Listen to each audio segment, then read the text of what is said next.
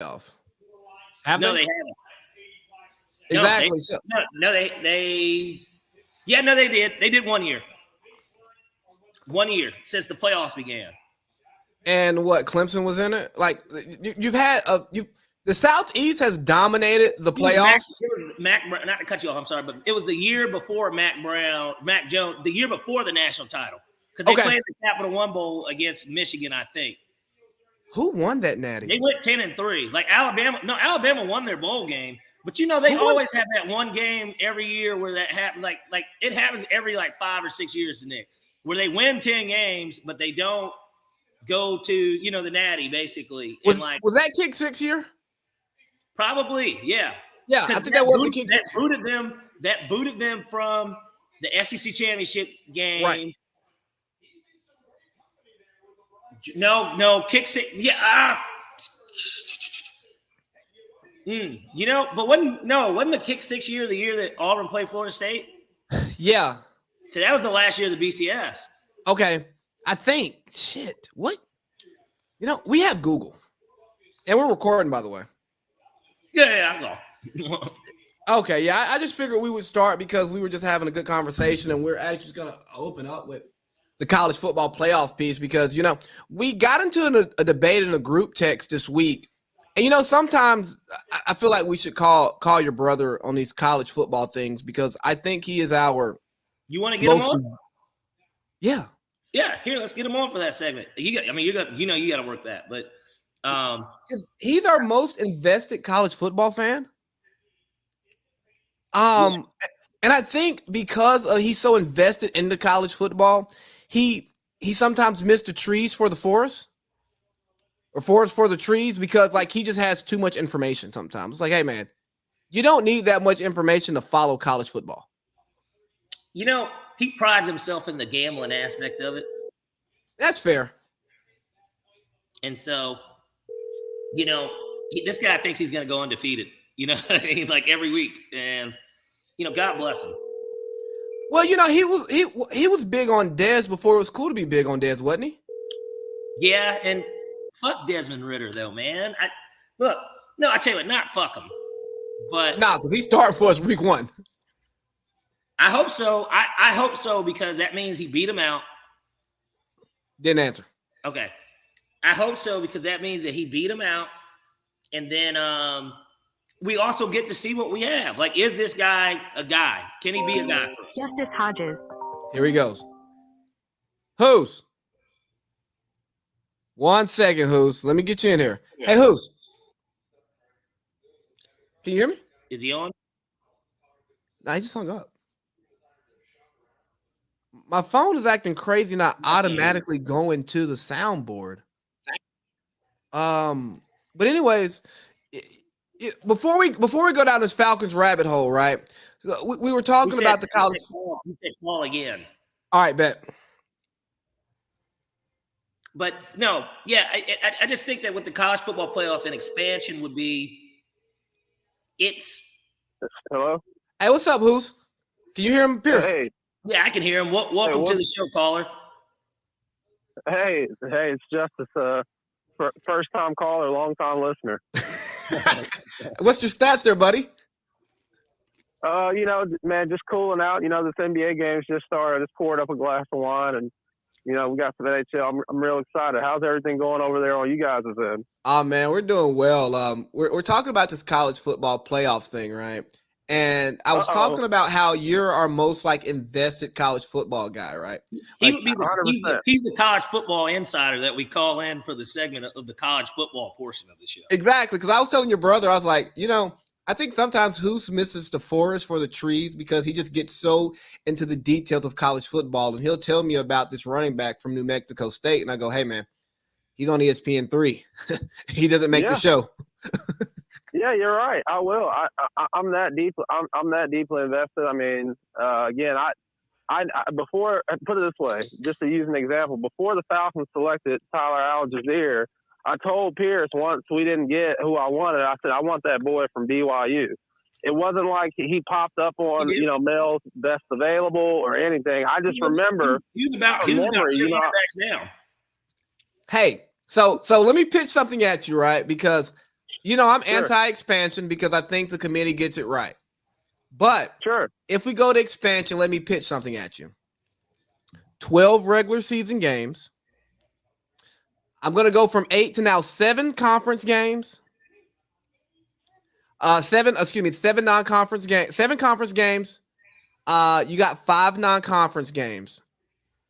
3 of those games are against the other Power 4 teams because we're kicking the Big 12 out of the Power 5 now that Oklahoma and Texas are gone. Iowa State, figure it out, do something, but you're out of the Power 5, okay? And it rotates, and you play against the team that finished in the same place that you did in the conference, right? From each conference. And there's no more divisions inside of each conference. It's just SEC. It's just Big 10. It's just Pac-12, okay?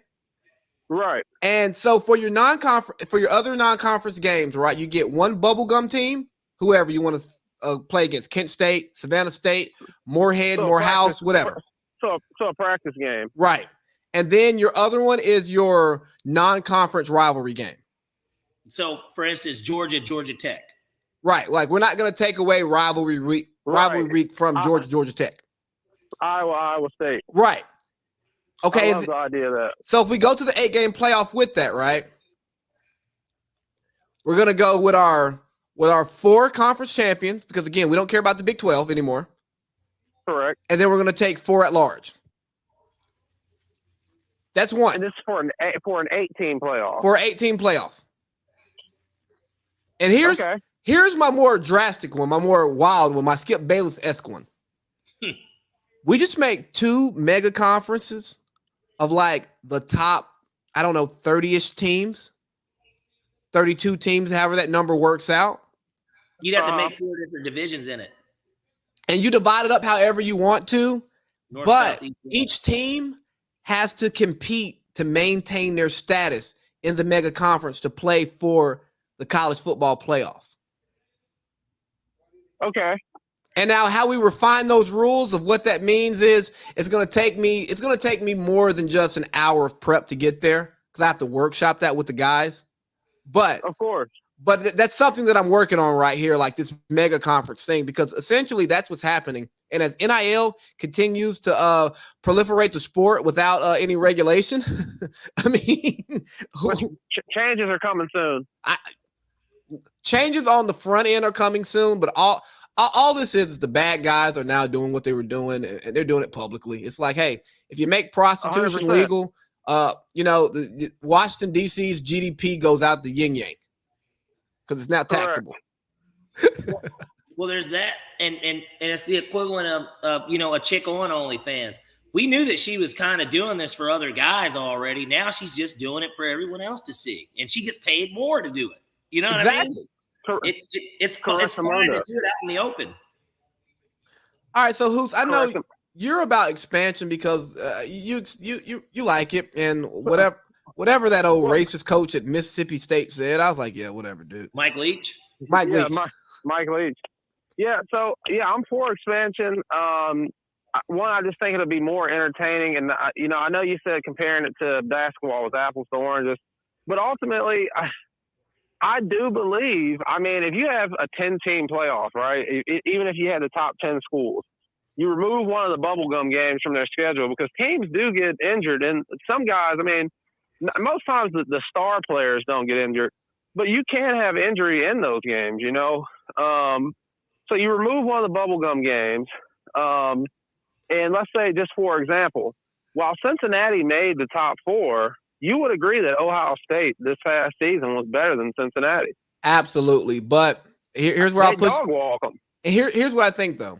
I think for the Cincinnati people, for the people who are saying college football is too top heavy, they needed to see Cincinnati go in there and get dog walked so they can shut the hell up. So they they didn't even really do that bad. I mean, for what it's worth, they lost by what, like 21? They lost by like 21 points. They lost by 3 touchdowns and they scored 6 points. And let's be honest, though, Luke Fickell put together one of his worst defenses ever. Like, hey, you have Sauce Gardner and Kobe Bryant. Go man-to-man and stack the box. I was about to say, think of all the pros who got drafted by Cincinnati. But hear me out. Wait. But hear me out. Hear me out, guys. A 21-point loss to Alabama, as crazy as it sounds for a school that isn't Power 5, is it's still. I mean, it's a little respectable. I mean, because I got to pull it up right now. I mean, Ohio State, right? Michigan they got dog walked. Did Michigan lose by 21 more? Didn't they lose by more than 21? That game was over in the second quarter. Okay, so damn, Michigan got beat by more. One, let's start there. Then two, if I'm not mistaken, I'd have to pull it up. But every time Notre Dame has made the college football playoffs twice. They made it in 2018. Then they made it in 2020. I mean, I know we all have short memories, but they really did. I mean, you can look it up. And obviously, they played in the national championship. They played in the national championship in 2013, and I think they did in 18 as well. But anyway, what I'm getting at. Just to check that real quick. So Georgia beat Michigan by 23. But if anyone remembers that watched the game, Michigan scored a garbage time touchdown. So really, the score was. It was the game was much worse than the score, like that Memphis Golden State game was last night. The score doesn't tell the whole story. All right. If somebody's got their computer up, how much did Ohio State beat Clemson by? Because Ohio State beat the shit out of Clemson last year, or at least I thought they did. Maybe. Yeah, the Trevor Lawrence versus Justin Fields. The Justin Fields redemption game. Clemson. You're closer to yours than I am to mine because my phone. I got it. So. What was the score? It was 49-28. Dog walked them. 49. So 49-28. So I'm just saying, Cincinnati going out there and losing by 21 points, man. I mean, with 2-star. I mean, you guys got to look. Desmond Ridder was a 2-star. I think Sauce Gardner is like a 3-star. Like these guys, they don't have 4 and 5 stars. Actually. A weird way, their best player technically from because he was an Alabama transfer, was their running back Ford. Yeah, but at the same time, he was one of the committee guys on Bama who wasn't getting PT. Hey, but we got to look at this stuff, and it's no excuse for a Clemson team that year. When you look at this Ohio State team, I'm looking at the stats. I mean, come on, Ohio State was fucking loaded. You got Justin Fields at quarterback, what some believe was a top 10 pick. Trevor Sermon went in the second round to the 49ers, right? Even though he didn't end up starting. Weird. Chris Olave, whatever. Olave.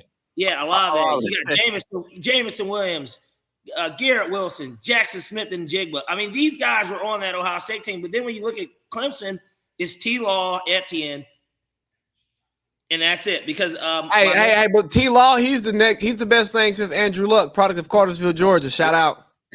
Justin Ross did not play. He was hurt that year for Clemson. Well, he's probably done. Right. None of these other guys on the list got drafted for Clemson that are wide receivers.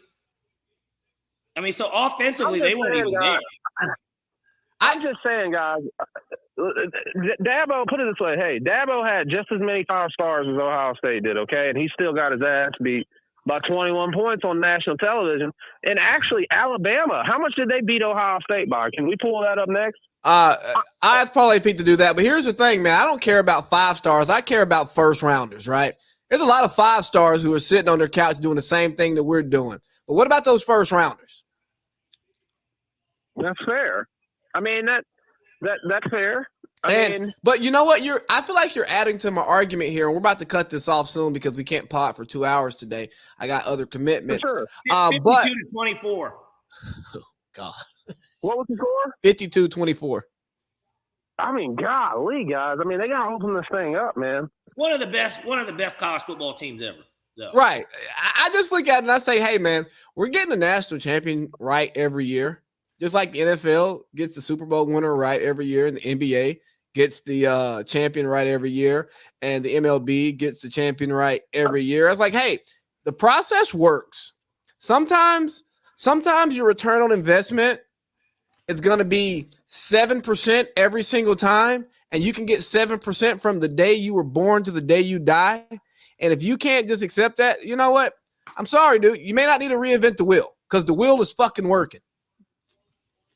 I just think this. If you put Ohio State, my example is going to be this. If Ohio State played Cincinnati in an expanded playoff, Ohio State would have beat the living hell out of Cincinnati. And then Ohio State was talented enough last season to beat. I don't know if they would have beat Georgia, but they certainly could have beaten Alabama. Let me tell you what. I was more afraid of Ohio State than anybody else in college football last year because I looked at that receiving core and I said, if we don't get home, we are toast.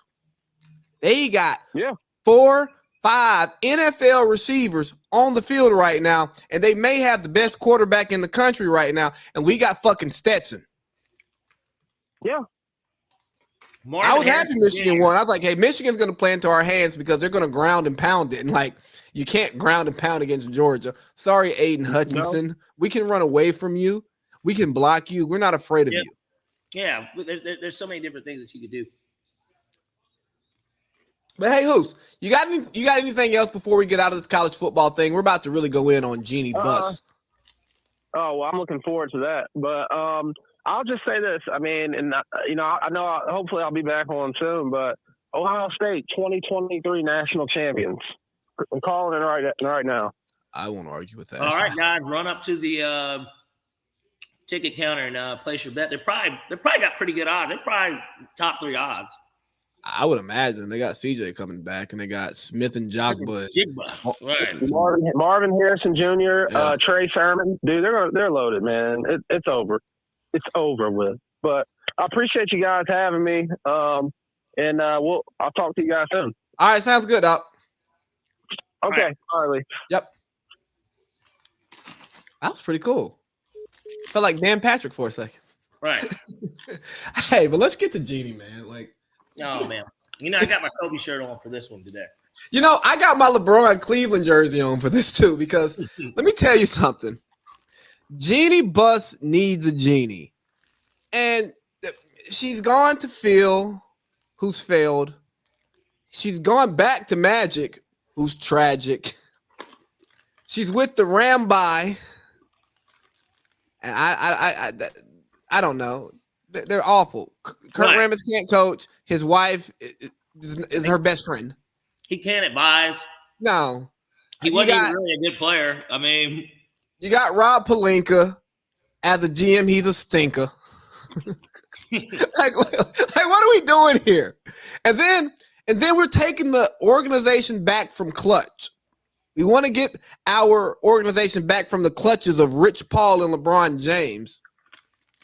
But they have the best resume for short-term winning. And the Lakers are a team that's about short-term winning. They haven't been a team about long-term winning since the Showtime days. They are short-term winning. Win. Kobe Shaq. That was still short-term. They had their three-peat. They're a playoff team from 98 to 04. 04, 05, yeah. That was nice, sustained success. And even after, but I'm talking about contending. Let me say short-term contending. Okay. So Jeannie has a decade long. Every year, this team is in it. Right. No, like they're getting to the playoffs, but they're short spurts where we saw them as true championship contenders, right? So now we got LeBron James, who's been a championship. We've seen LeBron James as a championship contender, I'll say, since 2008 until 2021. And that was the injury, right? And even 2022, we thought that he was going to be contending for a championship. Team just didn't wash out. So 2008 to 2022, 14 years, we go, LeBron James can win a championship this year. All right.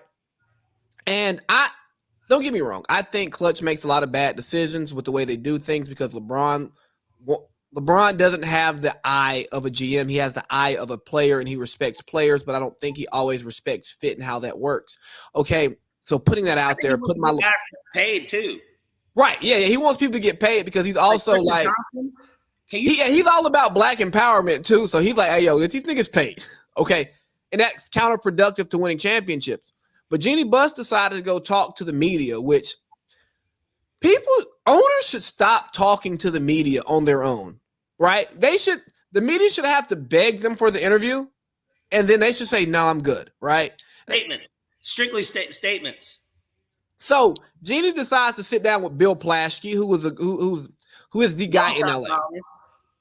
And what Jeannie has done throughout the year that I've noticed is she puts out messages through Phil Plaschke, Ramona Shelburne, and Rick Bucher, who are all her little bugle boys and girl.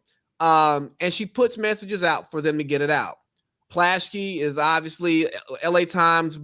Shelburne, she's ESPN affiliated, and Bucher is Fox affiliated, and is also an anti-LeBron guy. So all of these things work very well for Jeannie getting her message out. So she talked about utilizing Phil to help her with the coaching search, and it's like, hey, this Phil's man, we need to leave it at that. Yeah, he's a coach. He fired Mike. He fired Mike Woodson after going to the second round of the playoffs. He hired Derek Fisher, Kurt Rambis, and some other white guy who played for the Suns, who I can't think of right now, and they all sucked.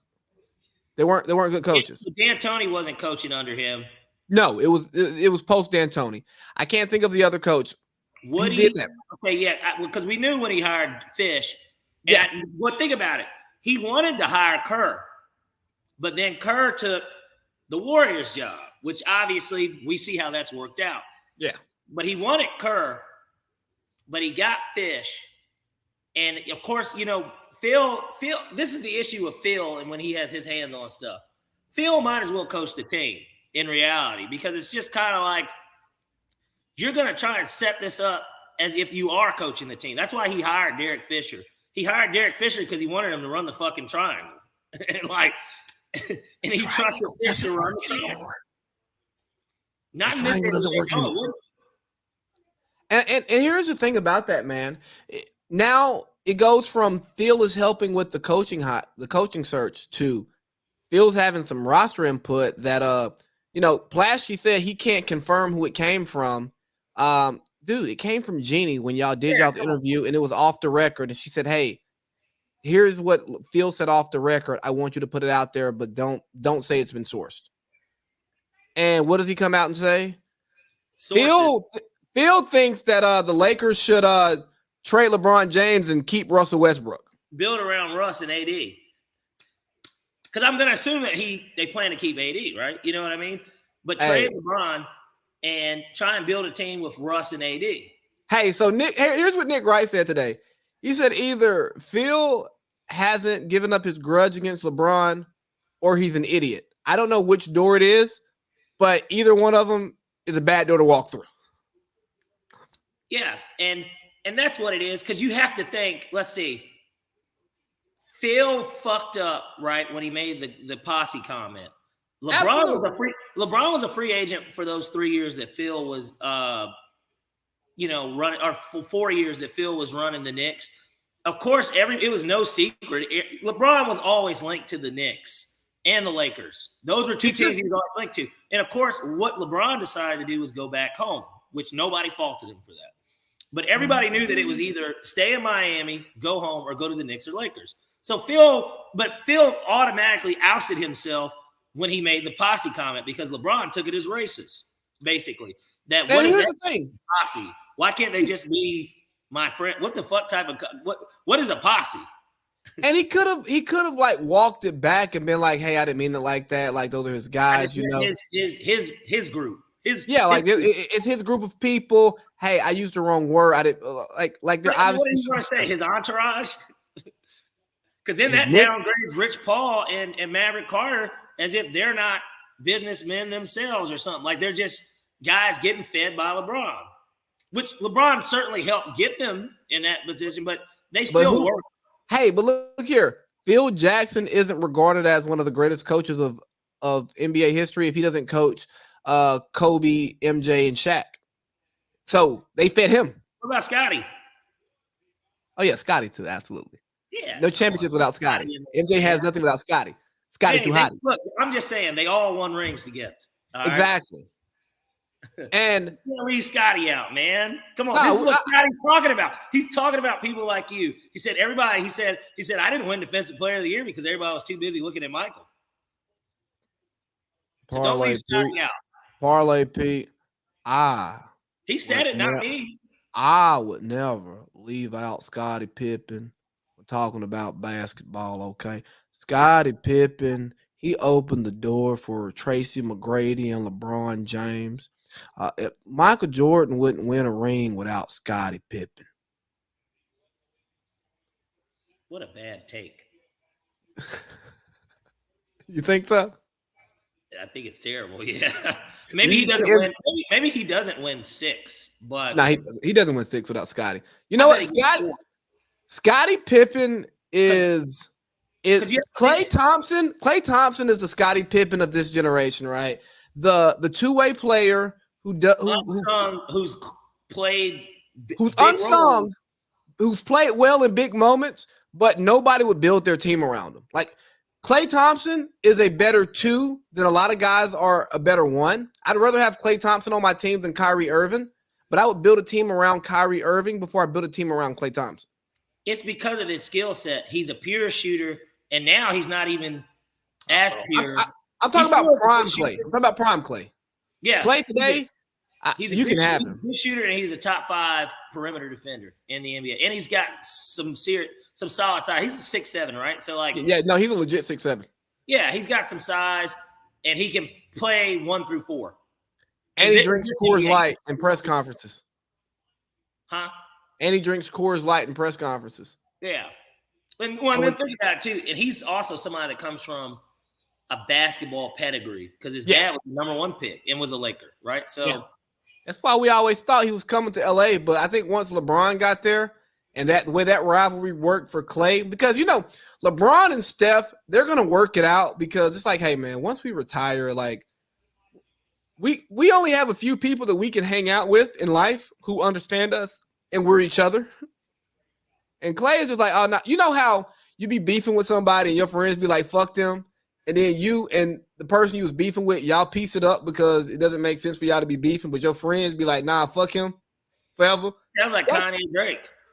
Right. That's Klay to LeBron, right? I don't see Klay ever piecing it up with LeBron, but Steph and LeBron can piece it up because it's like, hey, Klay, you at the little kids table, you go hang out with Scotty and them. You know what I'm saying? Like me and Brown, we talk to Magic and Mike. Well, we're our game isn't just battling on the court for supremacy and a title. We're talking about we battling for the face of the league. Right. LeBron being the guy that had been the face, I would say since around the world. 2010. I mean, say what you want to say. Kobe was on top of the world in 08, 09, 10. I think Kobe was really good, but I don't think he got this. I don't think he got face of the league like his talent deserved because of Boulder. Yes, that is true. Kobe was obviously the most he was more popular than LeBron James in 2007. But he wasn't marketed he wasn't marketed in that way.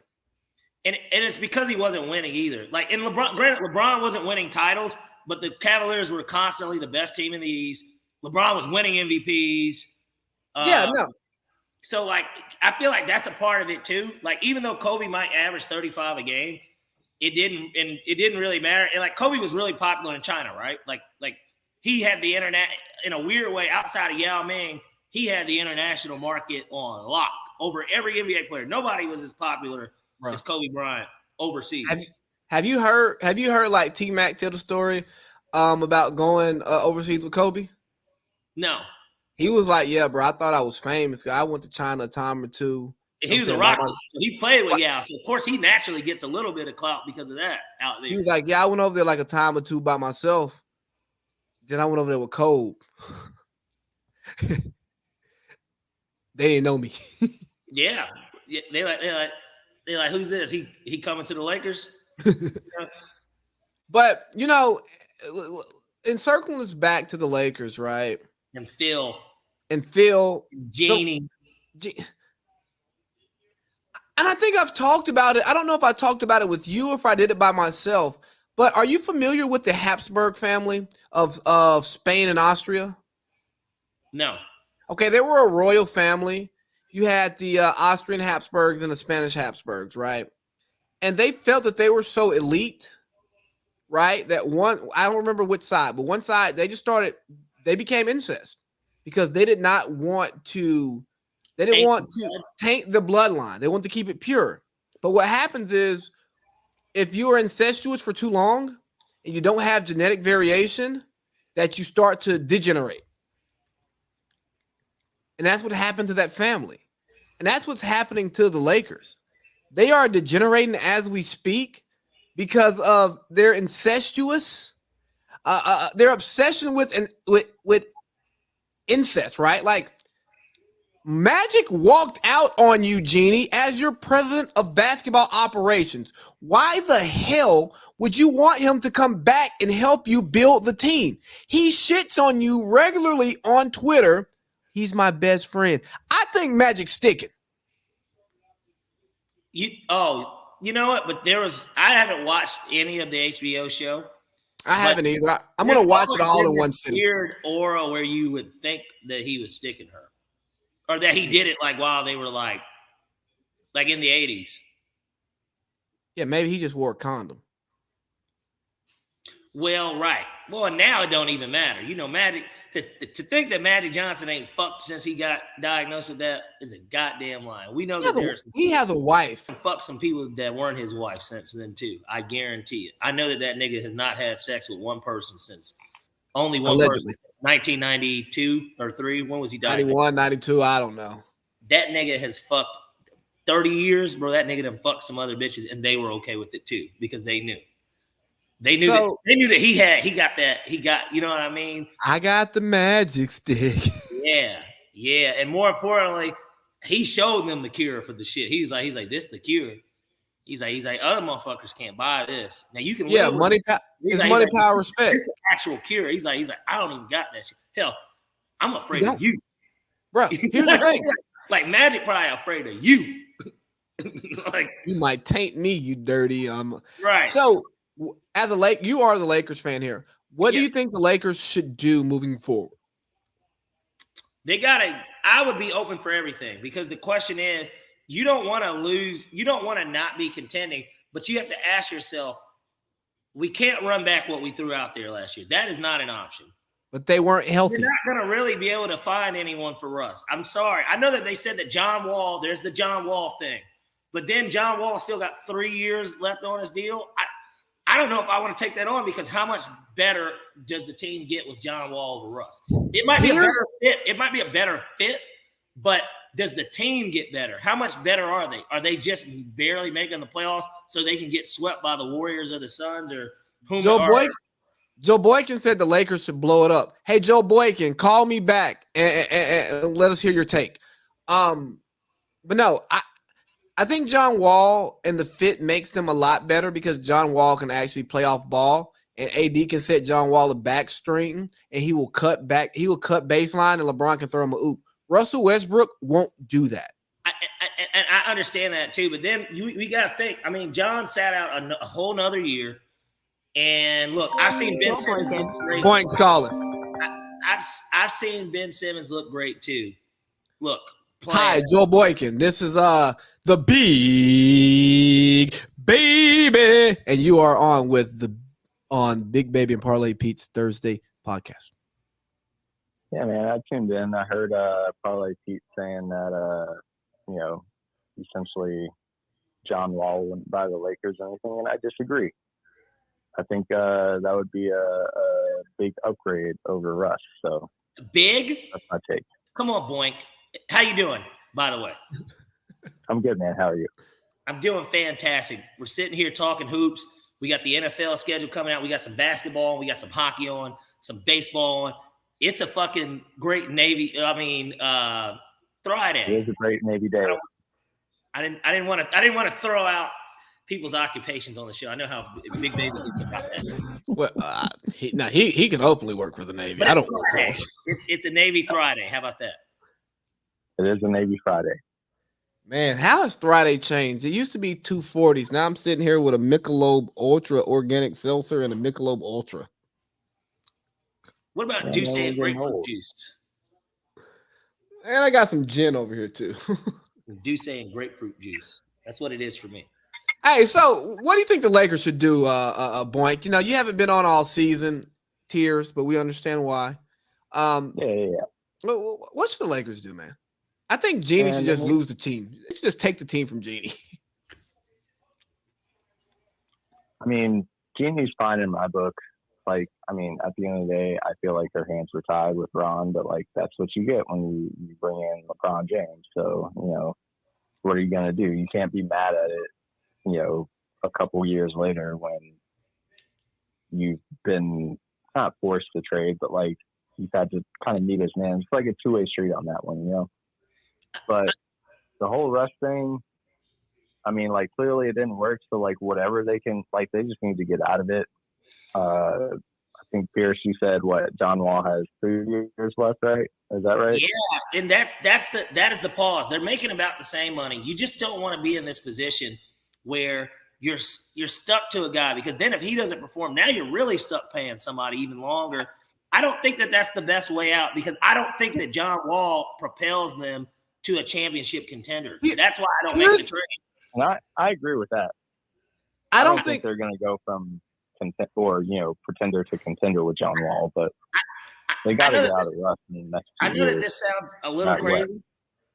I know this sounds a little crazy, but I would trade for Gordon Hayward's contract over John Wall's if they're going to make a trade like that. Because, granted, give me Scary Terry. Hurt, but when he plays, he does kind of play well still, and he at least is on the floor. I mean, John Wall literally hasn't played basketball in what feels like 3 years. But it hasn't been because of injury. It's because Houston wants to lose and get their young players reps. And so John Wall is getting paid $40+ million to do what I would love to do. Nothing. Best job in the world. Get tattoos and throw up gang signs like Young Thug. I don't want to throw up gang signs. But best fucking job in the world. He has it. So let me throw this at you guys, right? And this is not my original take. What if Jeannie Buss just throws the bag at Sam Presti and say, "Hey, Presti, you know how to run a team. Hey, Pelinka, you don't. LeBron likes Presti. Presti's good. Let's bring him in." Well, think about it. And don't you think that was strategic of LeBron to bring that up? Yes. During now he brings this up during NBA All-Star Week, right? It's not like the Thunder are in the pack to potentially make the playoffs or anything. He just randomly makes the comment when he get an interview. He's like, "Man, I think Sam Presti's a fucking genius," and it's just like 75. Now you out here, we got all these legends. We know Jordan. Well, they knew the NBA might have known Jordan was coming, but you got Magic. You got all these legendary figures out there. Everybody knew Jordan was coming. Jordan was not skipping that. Well, Jordan wasn't skipping that. And for what it's worth, I'm not saying Jordan owed the fans, but I think that Jordan wanted to, you know what I mean? It is rare to get a Michael Jordan. Jordan wanted to pull his dick out and say, "Hey, you see how they treat me in your city? Come on now." Yeah, then there was that aspect of it too. But either way, he made those random ass comments during all that's going on. He makes these random ass comments. He absolutely was saying, "Get help." He was screaming for help. Is what he was. He was screaming, "Fire Rob Pelinka, who's Kobe's agent," which means he's a Laker, which means that he's part of this family, which means they're about to start having long teeth and real bad jawbones because they're going to be underdeveloped because they keep fucking each other, literally and figuratively. Hey, Boink, you got anything else to add before we transition into the playoffs so I can talk bad about Luka Doncic?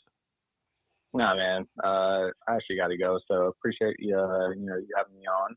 I'll be a frequent caller in. Hey, man, we're here almost every Thursday. It's good to hear from you, Boink. I might be in DC on Saturday with Mr. Turner. We need to get something. I will not be in DC on Saturday, so it's unfortunate. Oh, who gave the emoji face? No, he's going to a city in between the two. It's like the actual perfect city in between DC and Atlanta. It's like the city that is like DC and Atlanta. Yeah. Yeah. Or, really, it's not Charlotte. It's like Winston-Salem, but yeah, close enough. Okay, yeah, Mecklenburg. Got it. Bye, boy. Love you, dog. Bye. Love you all. All right, boy. Great to hear from you. Yep. Yeah, man. So I just think Jeannie's a bad owner, and she did nothing to help herself by going to the media and by relying on Phil. That's just further alienating LeBron James. And I don't know what that does for you by publicly alienating your best player, and not even your best player, but your best asset. Like, you don't have a championship if LeBron doesn't want to live in Los Angeles. You don't have a championship if LeBron doesn't want AD to be his road dog. Maybe Clutch pulls another power play and they go sign somebody who wants to leave their team but hasn't expressed it yet, and then they force to trade for Russ's contract because they're an expiring. Or Zach LaVine goes, "Hey, sign and trade me to the Lakers." That's it. And that's another rumor, right? And I guess the question would be, how do you make that trade work with Russ? You really can't, because Lonzo, right? I mean, unless I guess you could run them at the same time. It would be Russ and Lonzo as your guards, and Lonzo can now kind of shoot. So like, he's tall enough to be a 2. Hey, but here's the thing. Here's the thing that happens. Zach LaVine goes, "You either sign and trade me to LA and you get Russ. That's still an expire that you can flip at the deadline, or I walk for nothing." You know, it's just like the conversation around Kyrie, and people are like, "Oh, Sean Marks came out and said all this stuff about Kyrie. What is he gonna do?" He's gonna do nothing, because if Kyrie opts in, okay, you got him for a year. If he doesn't opt in and you don't offer him the full max, you lose the asset for nothing. And there's no guarantee that there is a player that's going to complement your team that KD wants on that roster. And then KD can just get mad and say, "Hey, move me." Yeah, no, I signed, move me. And this is on a much lower level. I absolutely hated what fucking Travis Slink did, because when he first got in, no. It wasn't Danny Ferry, because Danny Ferry got the Hawks out of a lot of shit. And gosh, yeah, but he got us into some more stuff by his Lou Aldain comments. I know, but he's still blacklisted too. That's the crazy part. And so, like, I figured he would have gotten accepted by now, but nonetheless, because he was really a good GM. But Duke guy, Spur guy, I don't know, a lot of stuff working for him, except racist comments, right? But nonetheless, the Hawks made those same terrible moves. I remember Al Horford and Paul Millsap they both walked, because Paul went to the Nuggets and signed a ridiculous deal, and then Al went and signed with the Celtics when they were trying to pair him with Dwight Howard, because I thought it could have possibly worked, because Al kind of is a stretch forward, but Al was always playing a 5. But pointing me bringing those two situations up is that they let these guys walk, and I always was like, man, why don't they just fucking move them? We're winning 40. Bud's getting us to, even with this talent, Bud's getting us to 45 to 50 wins every year. You know, we're 4 or 5 seed in the East. We had the one outlier year where we're the 1, but we're a playoff team every year. Flip these guys, man. Let's get something. Let's get some picks. Let's get something for them. And we never did. If there are a big contract, you always re-sign the asset. You rather be sorry with the asset that you can move than be sorry without the asset in the cap space. And you made a great point with this. I'm glad you said that, because you're echoing words you've already said in the past on the podcast, where, you know, I kind of had a little issue with the John Collins contract, but now it doesn't look so bad because he only makes $20 million a year. It's not like he's making 33. It's a tradable contract, and he plays well enough to where it has value in it, and somebody will take it because he's still a young player. And that's exactly what the Hawks are going to have to do this offseason with their roster, because they've got to get somebody in there. And did you see you the one that put in there, the Donovan Mitchell thing?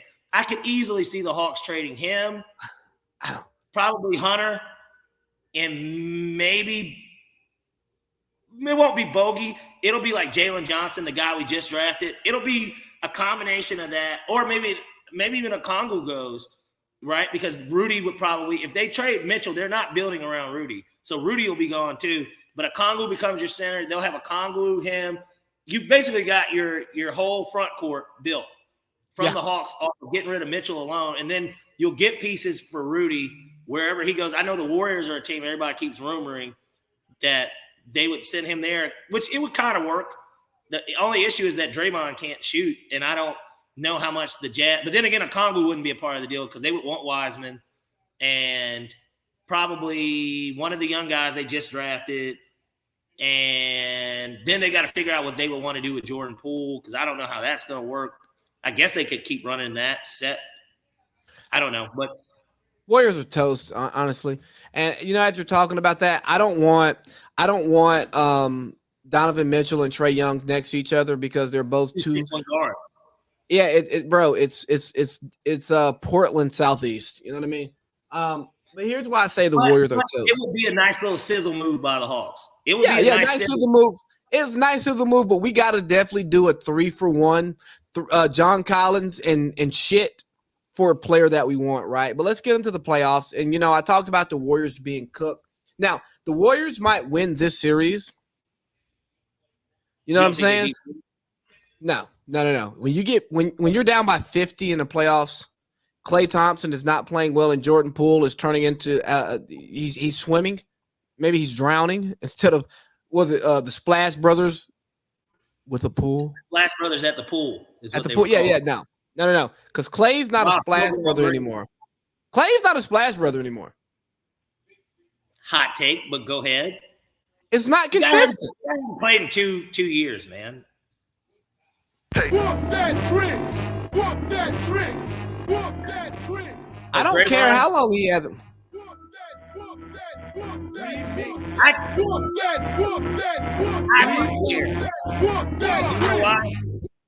People forget this. The last time that Klay Thompson, he played his first basketball game in January of this year. The last time he had played, COVID-19 didn't even fucking exist. Yeah, when they got beat by Kawhi. But think about how long ago that was. That was the last time he played a basketball game. I think that this was the year that he was getting adjusted. I think he'll be much better next year. I think he's fine. No, I agree with that. That's why by me saying the Warriors are cooked, not long term, but this year they're not a championship team, right? So let me get into the team that's the media darling of the Western Conference. Let me talk about Luka Doncic, losing Luka Doncic, right? And I'm not talking about losing Luka Doncic in the sense that he's going away. I'm more so talking about losing Luka Doncic because his gameplay goes away from winning in the playoffs, okay?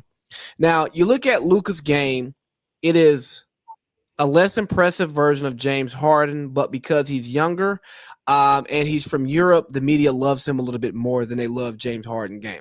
There are literally people who I listen to who hated James Harden's game with Houston, and they love Luka's game. And I go, Luka can't shoot better than James. Luka's not stronger than James. And Luka's passing with James, we can argue, but that's the difference between a hot dog and a coney. Not really willing to do that. How old is James Harden? 31, 30? I'm talking about Houston, James. I know, but that's my point. This is why I'm bringing it up. But you're going to go to Luka has room to grow. And I'm going to tell you that Luka's been playing professional basketball. Luka's been playing professional basketball for much longer than James Harden did. At that point, Luka, at that age, yes. Luka, and I've been saying this for years. Luka's game is much closer to his ceiling than it is to his floor. People think Luka has exponential growth. Luka's growth is not exponential anymore. He will continue to grow, but he's going to grow at a decreasing rate, right? He's not going to get much better than he is now. And I'll tell you, at his usage rate, I play basketball, bro. When you don't touch the ball for 5-6 possessions in a row, or the time you touch the ball is 3 seconds left on the shot clock, so I got one dribble, shoot, or catch and shoot, you can't play basketball like that. And when I hear these media people talk about, well, Luka needs more help. No, he doesn't. People who play basketball don't want to play with somebody who dribbles the ball for 20 seconds. Oh, screen. Okay, let me reset. Oh, screen, let me reset. Oh, here's the ball. Right. No. Let me get 3 dribbles and then decide what I want to do with the ball. I think that you're saying in a 24-second shot clock that Luka, that's if they use all 24, that Luka's the type of guy that dribbles for 19 of those seconds. Yes. And this includes the 1 or 2 times that the ball is passed and it gets back to him, right? Yes. I get it. I just think that a guy like Luka, he can get coached up right. And the thing is that he's got the right coach, because you could argue Jason Kidd is one of the most selfless players in NBA history. When you think of his success, I mean, he took I know the East was weak, but he took the New Jersey Nets to back-to-back NBA finals. Yeah. Guy was on the cover of NBA Live 03. J. Kidd was a baller, but J. Kidd also, he had his games where he would give him 30, but like he was more of a 18, 19 a game, but he got his 10, 11 assists. He got his 1 or 2 steals, and J. Kidd could rebound four rebounds a game, right? 5 rebounds, maybe tops. I mean, he was the triple-double guy in the league before LeBron and Russ, if we're being honest. Yeah, and of course, the older he got, his game aged well. He was a watered-down version of Chris Paul today, in my opinion. A watered-down version. Chris Paul can still take over a game. But, like, when he was with Dallas, when they won, you know, he was a 10-10-10. He could do that. Like, that was his stat line, like, in big games. 10-10, 15-10-10. Like, you know what I mean? And, like, granted, that Mavericks team was built so well because Dirk was still in his prime. Sean Marion, the vets that they had were good vets. That was one of the best. Work well together, and they shot the three extremely well. Yeah, they swept your Lakers, but that's one of the best built teams. Phil's last playoff game. They taking JJ Barea out. Yeah, I remember. That's one of the best built teams of our lifetime. You know, I'm talking about I'm just talking about complementary parts. Dirk was not superstar Dirk anymore, but he was still a very good player, Dirk. You know what I mean? And you look at 24-8. Exactly. And on a random day, he's going to give you 35. But the way that team was built to complement what Dirk could do and couldn't do, it was just a masterpiece, you know. Jason Terry was giving them 30-point games out the blue. Paige Stojakovic might chip in 20 a game in a game. Sean Marion's giving you some. What Vince Carter wasn't on that team. No, Tyson Chandler is cleaning up everything on the rim. The best rim defender in the NBA at the time. You could argue.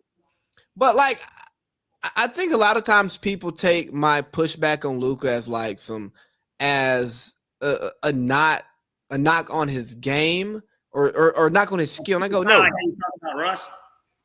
No, Russ. Those are 2 guys that you like to get into. I have some heels. They are. Yeah, there's some of my heels, but like I look at Luka's game and I see how it manifests itself. Luka has to go for 60 to win a championship.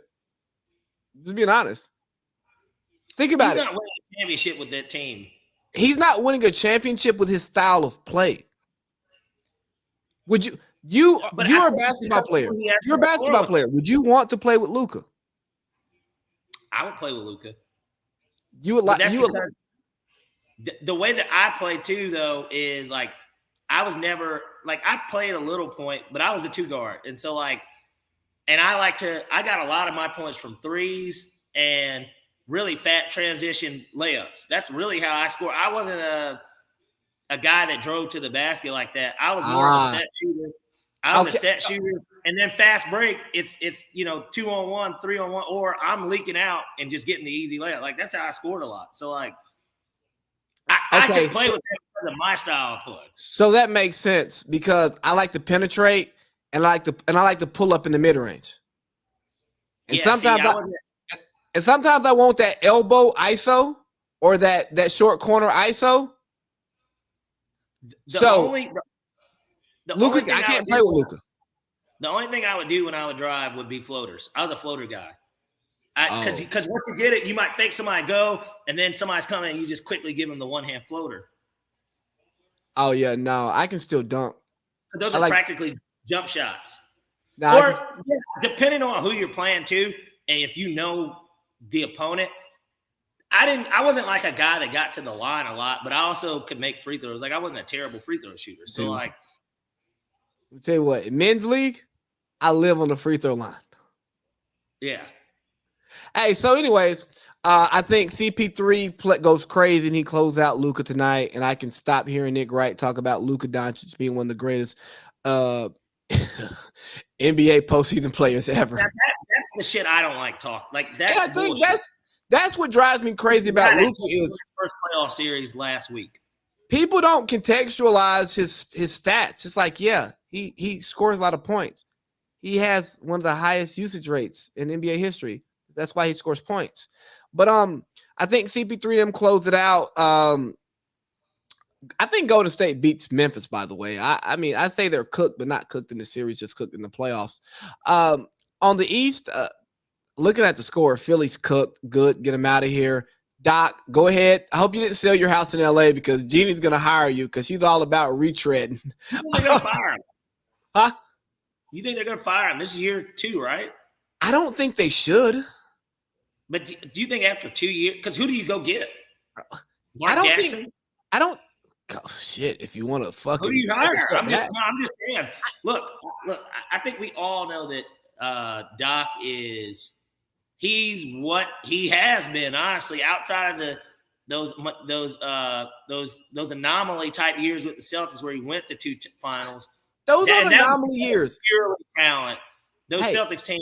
That Celtics team that won that 08 title, even though the Hawks took them 7, when you look top to bottom from 1 to 15 on that roster, that team was so stacked. It's not even fucking funny. Like when you start talking about, when you start talking about Sam Cassell and Eddie House, these are guy number Brian Scalabrine. These are the last 5 guys on the 4 guys on the bench. Davis. Big Baby Davis. Yeah, when he was actually worth a little something, like where he actually contributed.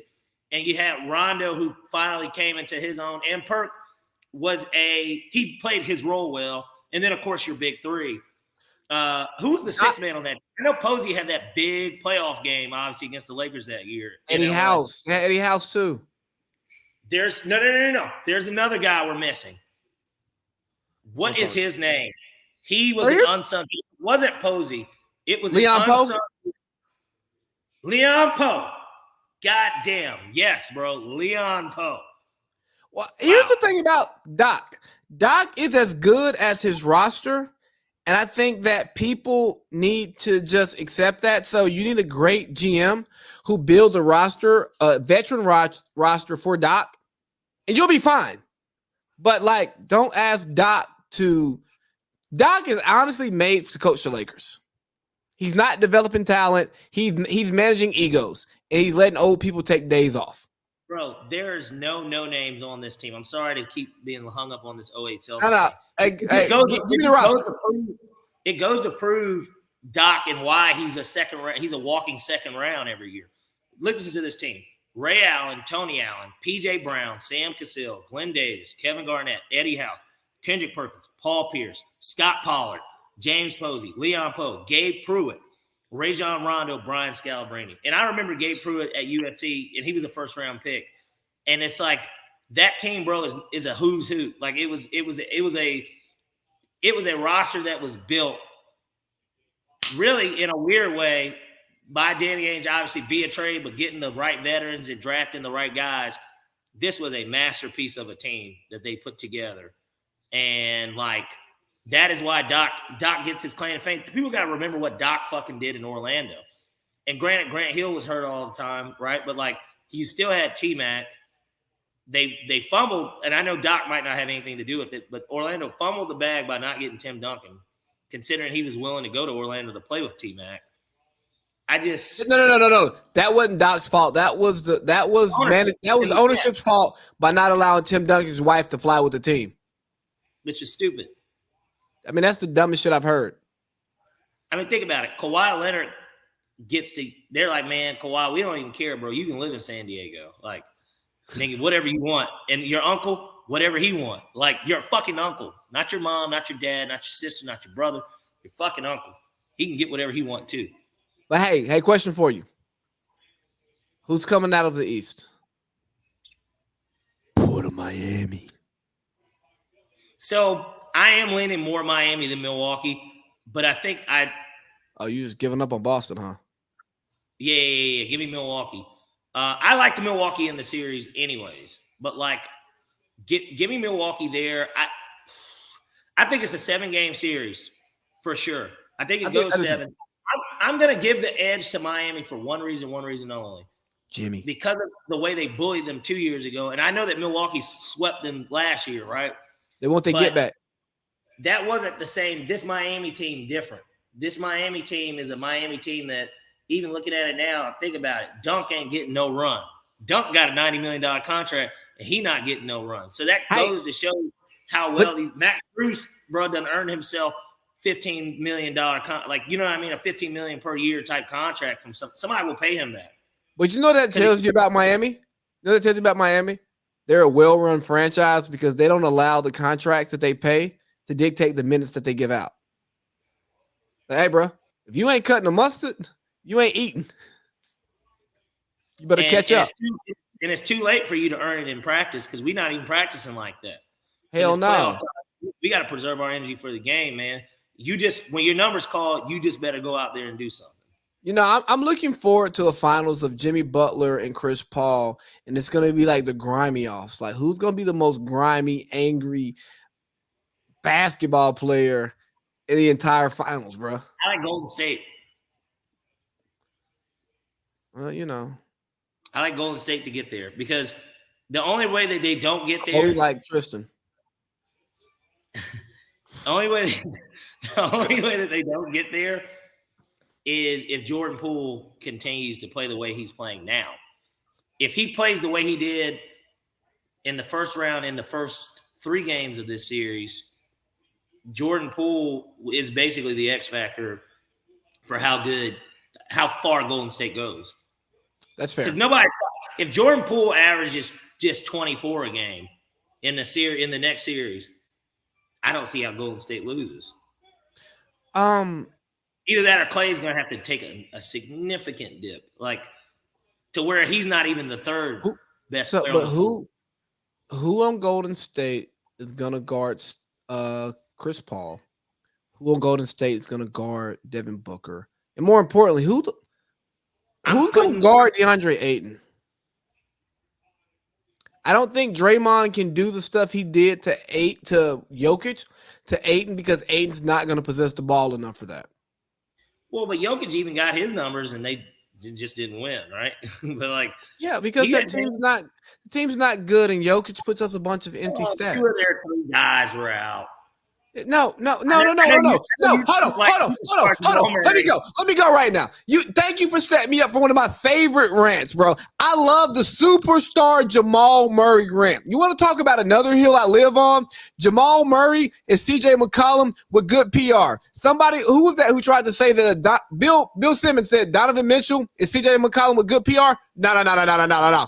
It's Jamal Murray. Like, if Jamal Murray has a career average around 18, 19 points per game. He's not seeing an all-star game. He's not seeing an all-NBA. His best season, I think he averaged 21. Y'all went fucking crazy over what he did in the bubble with no fans, no distractions. And you go, with Jamal Murray, they would have. No, they wouldn't have. Because guess what? Jamal Murray, if you got Jokic taking up the ball all the damn time and Jamal Murray getting his touches, you don't have Bones Highland. You don't have production from Will the Thrill. You know what I'm saying? You don't have production from your other players. Like, hey, Michael Porter Jr., if he was healthy, would not have the high-end production that you need from him because you got point guard Jokic, a.k.a. fat, tall Luka, just taking the ball from everybody and they can't get in their bag. So stop it. Golly, I feel like Steve Smith from ESPN. Look, all I'm saying is that with those guys, that team is better, and there's no disputing that. We know that they went to. You guys went to a Western Conference Finals. Let's not forget that. Like they did go to the West Finals, and they got dog walked. They got exposed. Lakers were better. A lot. They were better. They were better. Hey. So here's the thing. We got about 10 minutes. I don't have a full NFL schedule right now. We can table that to next week, or we can hit what you want to hit real quick.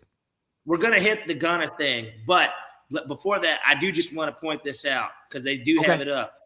Week 2 we obviously, for anyone that's listening and that hadn't looked at it, week 1, obviously, we're talking about it. There we go. What Falcons do? Look at that. We get those dirty bastards from New Orleans. Week 1 here, obviously. We talked about that in group. But week 2, okay, the Falcons are headed to the Super Bowl champs in Los Angeles. I can't wait because I'm going to be there. And I know I'm going to be there because I got to check out that fucking stadium. That's tempting. It is. Let's see. Hold on 1 second. Just because I was on Falcoholic. Hey, they just. Which week do we play the 49ers? Hold on. I'm literally getting it because they're coming here. They're coming here. They're coming here. Hold on. It's hold on. Jesus. Just because they have it. I was on the Falcon. They don't have everything posted, but I know that literally the schedule just came out. Bro, why is NFL doing a damn gender reveal for the damn schedule? Just put it out, man. I get it. You want eyes, but fans want schedules. We got to plan flights and stuff. Okay, full schedule rollout. Hold on. The Falcons have a video up for it. Okay. We are all here to do what Falcons do. Look at that. No, I don't care about Falcons Seagull game tickets. I got fucking tickets to every home game. Oh man, I don't like how they did this. This video is just give us the fucking schedule.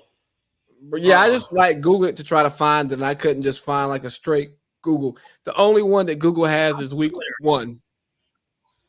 We got the Rams week 2. The Falcoholic have that up. Okay, so Saints at LA, at Seattle. Second home game is the Browns here, week 4. Okay. At Bucks. 49ers, week 6 here at Bengals. My goodness, are we going to win a game in the first 7 games? Probably not. Think about this. Well, we could beat Seattle, but that is still a road game in the Pacific Northwest. And I have to imagine because they're playing the Rams in week 2 there, that they're probably going to stay on the West Coast. Right? Okay. Then that makes sense. But initial reaction to that, think about that. Saints week 1. Rams week 2. CJ. You know what Arthur did? What?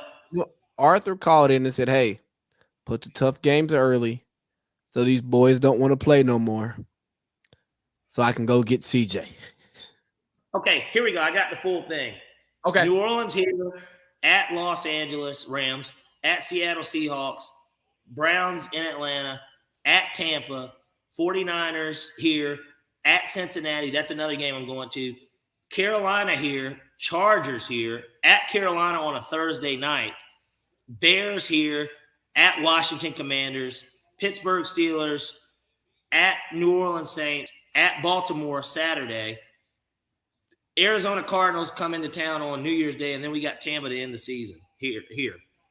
We got the Cardinals on New Year's Day? Yep. So we're getting hammered at your house for New Year's Eve and then waking up and going to the game. And you know what's funny, too? Because I already got tickets to it. This year, the playoff game returns to Atlanta, one of the semifinals games. We got 2 tickets to that already. That game is the day before on the 31st. So I don't know if it's the 1 or 4 or the 2-3 or what it's going to be. But, yeah, what to talk about action-packed it's going to be a weekend. That's going to be on a Saturday. That January 1 is – no, that January 1's a Sunday because December 24th is a Saturday, and that's why they've got 3 NFL games on Christmas this year. Oh, yeah, they're fucking the NBA. Depending on what happens this offseason in the NBA. It's not any marquee free agents like that. There could be, I guess. But the NBA is no longer about marquee free agents. It's about people want trades. But hey, let's talk about RICO real quick. And instead of talking pre-Kendrick, we'll recap Kendrick next week because I'll give it 3 or 4 listens. The album comes out tonight, so we'll be able to talk about how good it is, if it's or I think it's gonna be great. But go ahead. Yeah, me too. I just think he's a better performer than we'll talk about that next week. So Thug got hit with the RICO, and I had my sensation on last night. We haven't posted it yet, but again, we talked about this particular thing. And you know, I listened to some stuff from the Atlanta DA. I did some research into the YSL versus YFN beef. I am more than confident Lucci and his people snitched on Thug's people. That's what brought us here. Because they're trying to get more time because they already got hit with their RICO case. Yeah. But based on my understanding of RICO and based on what the DA said is, hey, we can't pin individual crimes to anybody. But what we can do is we can get this whole group by saying, hey, they acted in concert and this person did that wrong, that person did that wrong. That's enough to actually like substantiate a Everybody RICO had a case. role. You know what I mean? And In like the- I made the joke in the locker room, like, yo, if some like they could come after the locker room because we call ourselves the locker room and we have a group text, right? And if and just say if we got locker room t-shirts, right? And then somebody decided to go do one thing, and then somebody else decided to do something else, and they go, oh, RICO. It's like, well, no. Yeah. No. We are friends.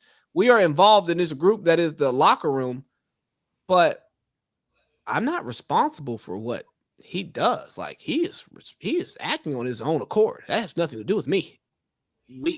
We are not an organization. No, the locker room is not an organization. It will not ever be an organization.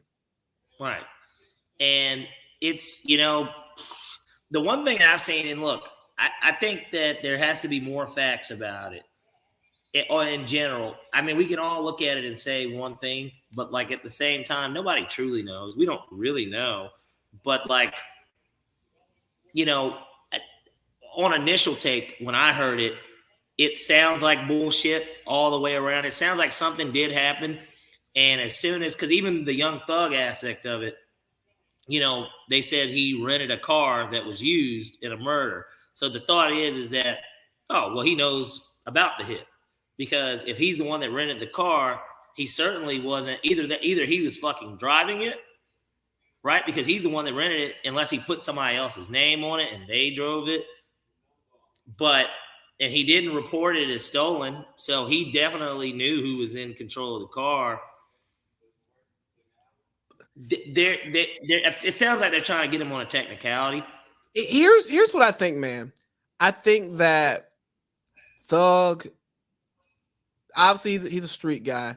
He has people who live a street life. He has some street ties, and he handles some business in the street. But he's removed himself from that, and he provides the lifestyle for his people to remove themselves from that lifestyle. But he is not in control of everything that they do. He's probably aware of the things that they do. But like, most of us be like, yeah, bro, he's grown. He gonna do what he gonna do. And I think that's actually came back to bit him. It's just that him, like, to bite him. He's just trying to, I feel like he's aware, but he's not influencing the actions of these people. And I think it's a DA trying to make a name for herself so she can become the next Stacey Abrams. Or it's a DA who's trying to extort the rap industry for some more money by covering and saying, I'm trying to clean up the streets of Atlanta. Well, putting Thug in prison, it may attack one thing, but it's messing up the money that comes to your city. He was planning a festival coming to the city. Keisha would never allow this to happen. Slime City, right? Huh? He was going to buy a plot of land and call it Slime City. And wasn't that where he was going to put it? Yeah. Festival? Yeah. Right? And it wasn't like it was in Lithia Springs or something like that. It was in Atlanta. So it's a tough break for those guys. I mean, I think more information's got to come out on it before it can truly, obviously everybody's like free Thug and Gunna until it's backwards. I don't say that. I say free them if they deserve to be free. But if they're complicit in if they're complicit in these street crimes and having hits put on people, and like they put out a hit on Lucci while he was in jail, lock them niggas up. That's on them. I mean, they know right from wrong, and more importantly, once you've made it to that point, why would you even want to be a part of that shit? Like the Migos are never gonna get locked up. You know why? Because they're not fucking gangbangers. Them niggas are just from fucking Gwinnett, bro. Like, Offset was the one who was doing yeah, they might run up on a nigga and not let somebody disrespect them and whoop their ass, but in reality, them niggas are not fucking killing people. Like, no, you know what I mean? You know what I'm saying? Like Offset had his street stuff earlier before they really, really took off. But once Offset saw that money that they gave him when he got out, he was like, oh, no. And then he got with Cardi. Yeah, he's like, I got her pregnant. He's like, bro, I'm trying to stay at the crib. That's what exactly. And and so I ask you, man, at what point do you break away? I mean, I break away as soon as, once your life has changed. Because look, I know $1 million, somebody can run through $1 million real quick, but them boys, they were making way more than that, right? Like, Absolutely. When you got Elton John coming out and saying that you the next big thing, like, because he said that about Young Thug. He literally said, he's like, man, he's so fucking talented. You got a guy like Elton John. This is somebody that sold over 200 million copies. He's been doing it for 40, 50 years. You done made it already. And you already had to start, you had Birdman backing you, right? Birdman was backing him. Like, you know what I mean? Birdman was like, oh, yeah, I can get with this. Now, you put somebody like Justice, somebody like Justice on. Justice thinks that Birdman was getting that butt, and that's how that happened. That's what he thinks. He thinks he was getting in that butt.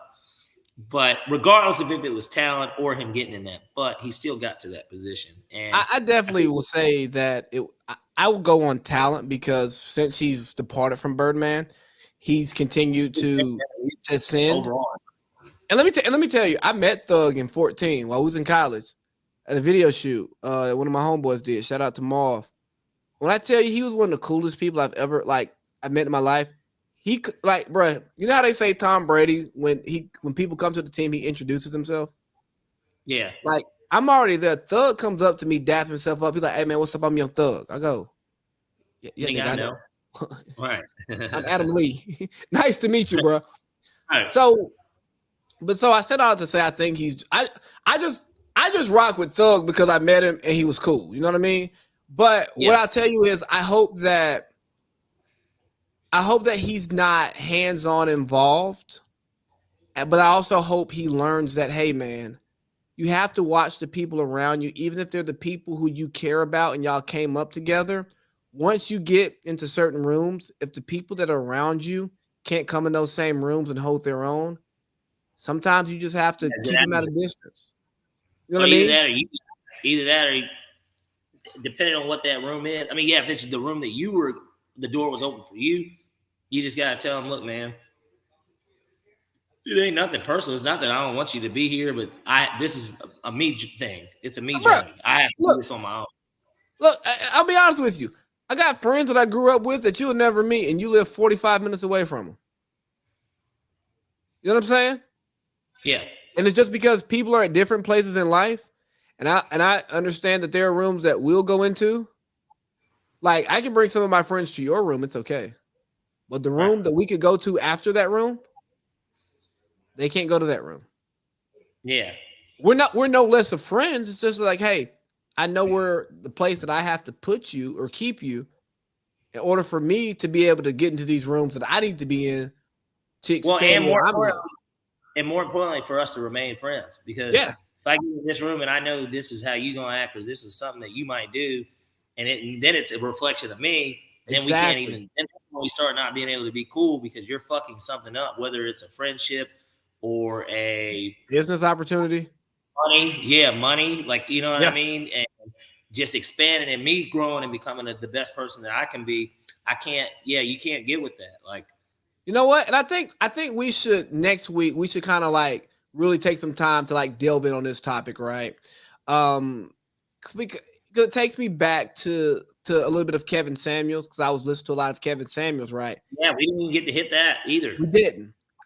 He was talking about high value men, and he talks about it's not just the money that they bring in, but it's also the company that they keep and the respect that they have of their peers, which really speaks to. And I started sitting there, I go, I'm listening to these women complain about this stuff, and I think about me and my friends. I go, well, we're high value men because we fit into that 10% who make six figures and up. Okay, I was like, okay, yeah, that's us.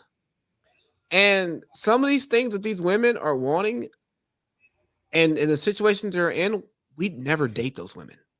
Like, some of those women, we wouldn't even ask them their names, even if we know it's easy sex for the night. It's like, no, like, I don't want to deal with you. You have too much shit. There's chicks that I know that I wouldn't bring around some of my friends. Oh, same.